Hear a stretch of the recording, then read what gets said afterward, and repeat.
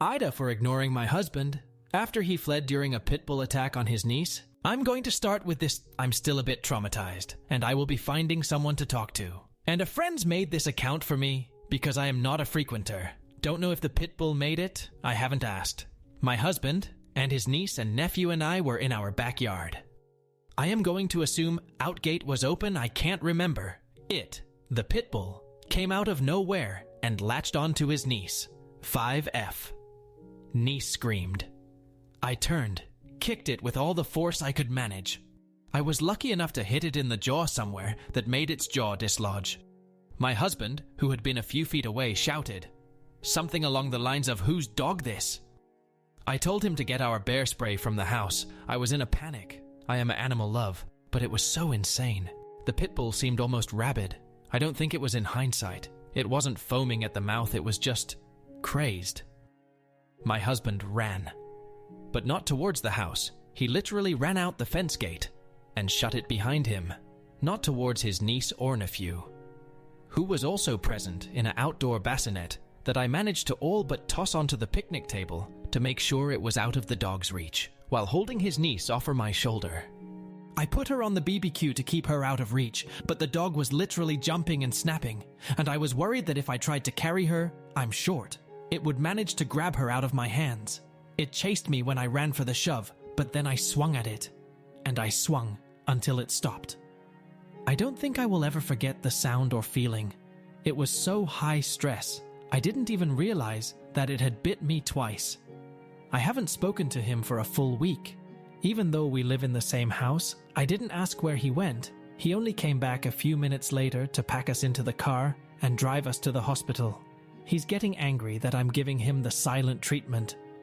But I feel like it's his fault that I had to possibly end that animal. If he had gotten the bear spray, I literally keep it in my purse for if I am ever attacked by an animal or otherwise, then I don't think I would have needed to do what I did. It was literally just inside the door. He knows where I keep it. Instead, he literally took off to God knows where. Me and 2 children that I'm not even related to could have died. It might not even be relevant, but I don't even like kids. I am staunchly child-free, and he's the one that offered us up to babysit for the weekend. I don't know, is this grounds for divorce? I'm not sure I can even look at him. Any attraction I had to him is pretty much gone.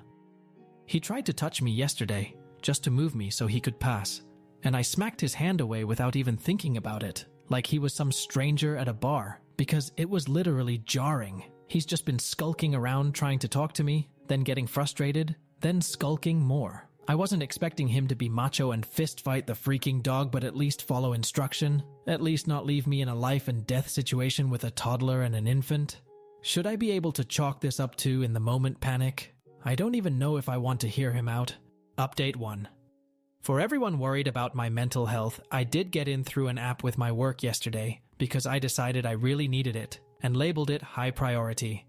However, it felt like it was just a parliamentary meeting, and she said she wanted to get me to feeling a bit more comfortable because I was visibly tensing up whenever I started talking about it, and she even noticed it through the video chat.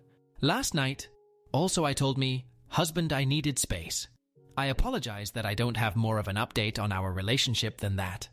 I wasn't as nice as I wanted to be. He argued and didn't want to leave. It's my house. But I told him I just didn't want to look at him, that I couldn't look at him. He cried, and I hate that I felt apathetic towards it. I haven't slept well, so I'm not sure I'm also just overtired and still so shaken though. I was also emotionally exhausted after the appointment, so that might have added to it. I got a few questions about his sister and her husband, so I thought I'd answer. They aren't speaking with him. I don't know when it happened. I was definitely out of it at the hospital while I was getting the stitches and everything, but I do think, after I was done blubbering and trying to explain how something so terrible happened to their little girl under our watch, they apparently asked him where he was. I still haven't talked to him about where he went, so I don't know. However, it clearly didn't satisfy them. His niece just got out of the hospital yesterday, so that really triggered everything, and a lot happened. I had sent flowers and a bear, and this one toy thing she'd been asking about. I didn't go to the hospital though. I was scared seeing me would make her nervous. But his sister and her husband sent me flowers too, and it made me bawl again. I'm just a freaking mess, honestly. The father sent me a long message that I haven't been able to get through, but it's the sweetest things anyone's ever sent to me. He also sent me a 1K Visa card. I literally thought I was reading the amount wrong. They are good people, and I still feel terrible I couldn't have done more for her. Everything's just replaying in my head.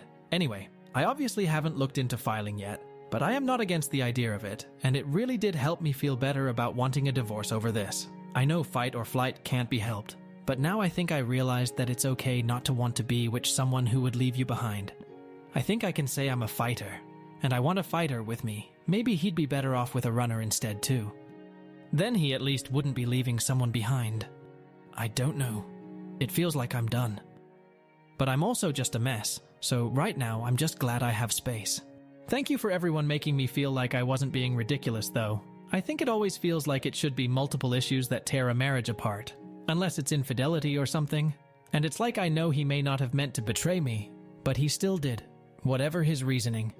Not sure when I'll be speaking to him, but I will try to update then.